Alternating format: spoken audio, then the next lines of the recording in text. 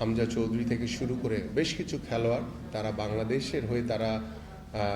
আন্তর্জাতিক পর্যায়ে খেলছে, যার কারণে আমাদের বাংলাদেশের ফুটবল আগের থেকে অনেকাংশেই এখন অনেক দিক দিয়েই সমৃদ্ধশালী একটি যাত্রায় করতে যাচ্ছে ইনশাল্লাহ। এবং আমরা আশা করি যে আমাদের ফুটবলের যে নবজাগরণ তৈরি হয়েছে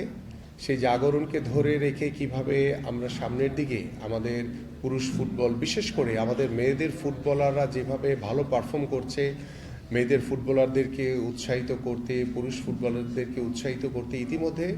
আমাদের যে সিদ্ধান্ত, ইতিমধ্যে আপনারা সকলেই অবগত রয়েছে যে আমরা খেলাধুলাকে যেহেতু পেশা হিসেবে প্রতিষ্ঠিত করতে চাই এবং আমরা চাই যে ফুটবলের ভিতর থেকে যারা বর্তমানে বাংলাদেশ দলকে রিপ্রেজেন্ট করছে, সেটা পুরুষ এবং মহিলা, আমাদের মেয়েদের ফুটবল,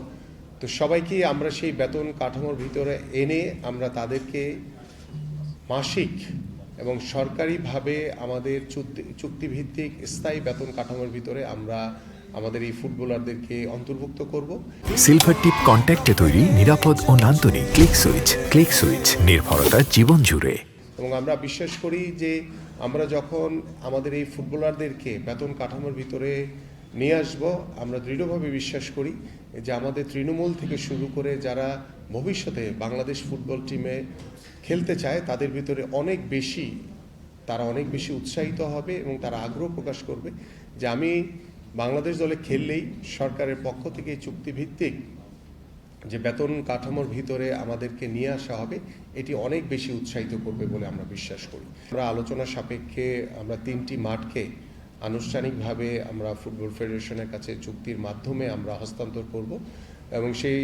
মাঠগুলো হচ্ছে আমাদের কমলাপুর স্টেডিয়াম, আমাদের সিলেট স্টেডিয়াম এবং চট্টগ্রাম স্টেডিয়াম। এই 3টি মাঠকে আমরা আনুষ্ঠানিকভাবে চুক্তির মাধ্যমে আমরা ফুটবল ফেডারেশনকে বরাদ্দ দিব ইনশাল্লাহ, এবং সেটা সার্বিক অর্থায়ন করবে এটার গ্যালারি থেকে শুরু করে সার্বিক ব্যবস্থাপনা কিভাবে আরও উন্নয়নশীল করা যায়, কিভাবে ভালো পরিবেশ তৈরি করা যায়, সেটি ফিফার থেকে এটি একটি অনুদানের মাধ্যমে সেটি করা হবে। আমাদের যে অঞ্চল থেকে আমাদের মেয়েদের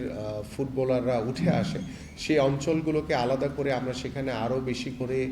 লিগ আয়োজন করতে পারি কিনা বা তাদেরকে আরও খেলার ভিতরে আনতে পারি কিনা, সেই বিষয়গুলো আমি